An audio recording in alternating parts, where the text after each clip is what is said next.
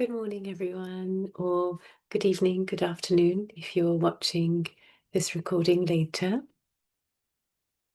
So, yesterday and the day before, we were talking about empathy and empathy in perhaps conflict situations where you have a difficult situation with somebody, and then taking it a step further of can we have enough empathy and understanding of the other person's perspective to then be grateful for the situation that we have or we're having or have had with them, because it's a catalyst for personal growth, for spiritual growth, and an opportunity to become a better and better person. And if we're mindful during each interaction with somebody, mindful of having empathy for them, then can we make every interaction as beautiful as possible?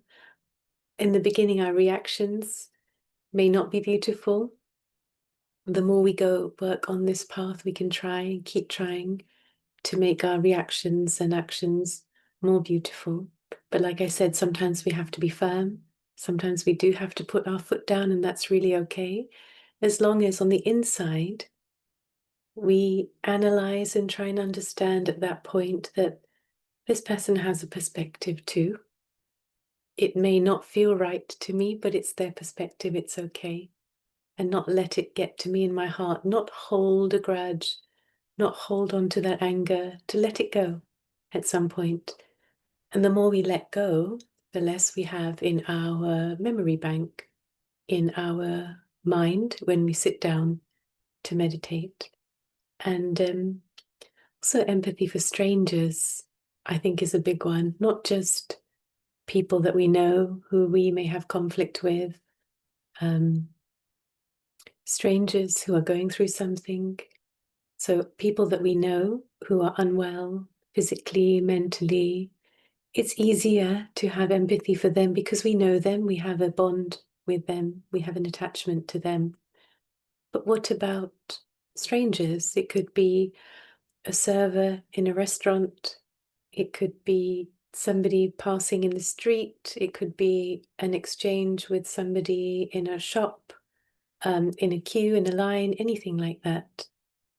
I feel like every time we not even step out of the house, maybe every time we interact with somebody in any way possible, there's always an opportunity to think, am I practicing empathy?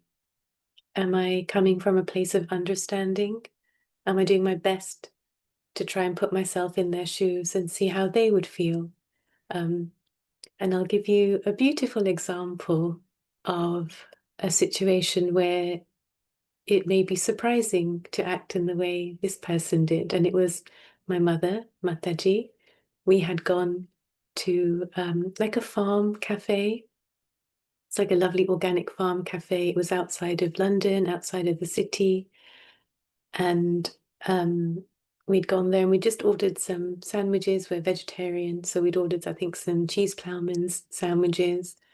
And when the order came, there was a little bit of a confusion, and some things were a little bit um, not as smooth as it could have gone. And then we also received sandwiches that were not vegetarian. And so we asked the server if he could change them. And then he said, yes, yes, I'm very sorry, of course. And then he went back and he changed them. And we saw this poor server, we saw him getting chastised by the manager or the boss. He was getting a good, a good telling off. And at the end of the meal, my mom, Mother G, she's just so kind and compassionate. She gave the server a really nice tip, a really nice tip. I think she just opened up her purse and whatever change and whatever money was in there, that it was not expensive. The sandwiches were maybe £2, £3 each. But she gave the server a really nice tip. One, maybe she felt a bit bad that he was getting a telling off, but she just felt like, how would she feel if she were in his shoes? And he was so surprised. This poor young man, he was so surprised. And as we were leaving, Mataji and I thanked him for the meal, and we gave him this tip from her. And he just looked up at her, shocked, and he said, "Oh my God," he said, "thank you so much." He said, "It's my first day here." So I mean, we didn't know that. Anybody else could have come in and said, "Oh, this is awful service, and I'm vegetarian, and how dare you bring me a dead animal on my plate?" It just wasn't an issue for us because I think the way we see the world and the way we are, maybe now more than ever, is just with understanding. Can we have empathy for everybody in every situation, whatever is happening, whatever is going on? Be kind, be understanding, be gentle.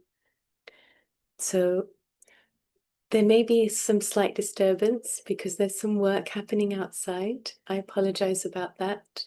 Hopefully, the software doesn't pick it up, but if it does, I really apologize. This is a great time to be mindfully focused on the breath, hopefully, and not on any other sounds going on around. So I hope you were able to be aware of the breath while I was talking. And I hope you were able to do your homework. Have you been cleaning your teeth? They should be like extra white like mine at the moment. You can tell, I mean, mine are not all my natural teeth. I had them done, yeah, when I was in my acting and modeling days. So yes, they may not be as white as this, and that's okay because these are not natural, so that's okay.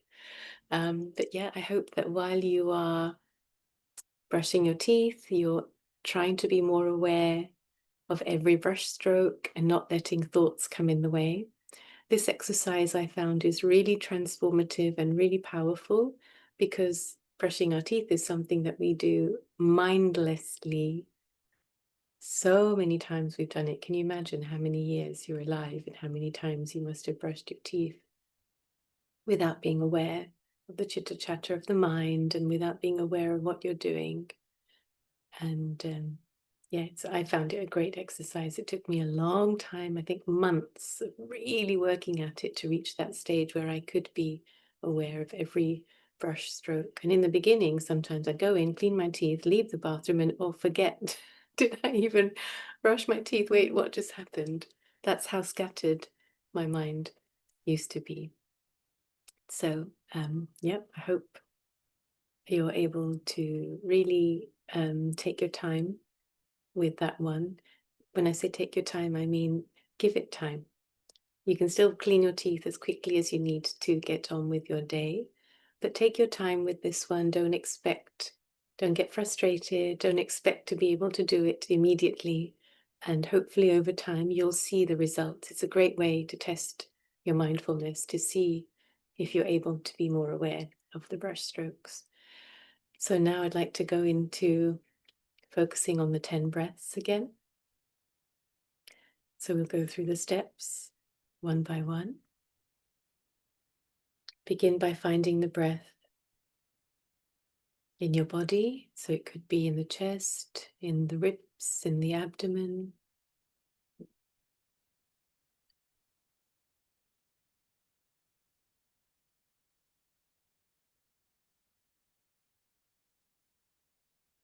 Find the breath in the nose, the feeling of the breath coming in and out of the nostrils.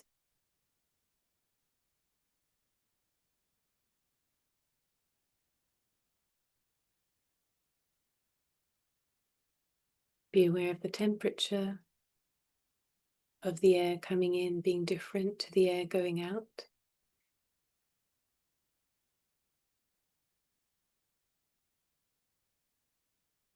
Perhaps being aware of which nostril is more active.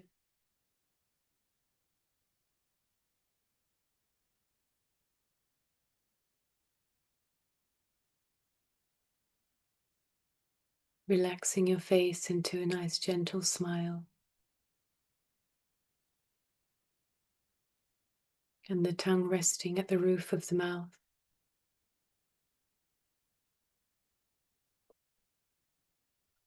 taking a deep breath, maybe a couple of deep breaths as you settle into your body and settle your mind a little bit. And as you exhale each time, just being aware of the shoulders relaxing a bit and being aware of the palms of your hands and the soles of your feet relaxing. The eyes are closed and everything is still. No movement, not even a flicker of the eyelids. Just the movement of the breath moving in and out of the body. And when you're ready, if you haven't done so already, take a deep breath and then allow 10 natural breaths to pass. Just count them.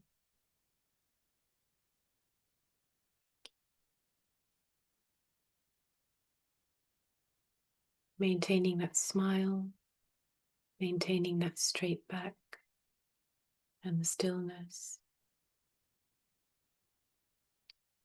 Allow 10 breaths to pass. Take a deep breath and start counting again. Continue.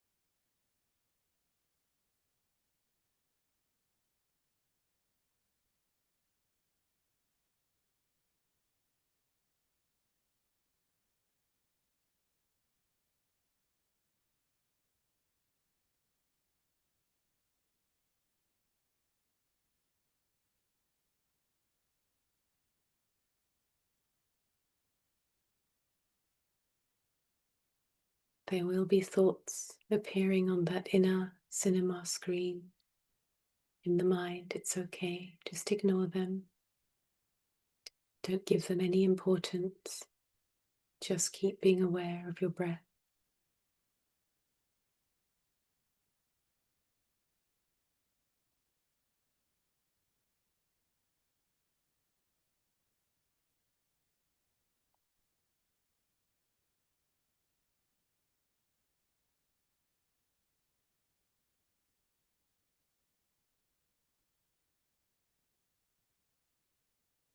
So continue to do this multiple times a day, whenever you have a minute or two, 5 minutes, whatever you have, especially first thing in the morning, last thing at night.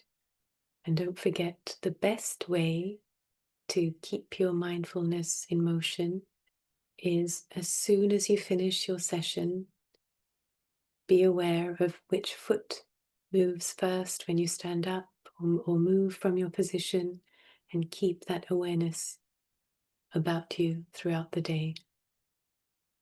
Remember to be aware when you're brushing your teeth.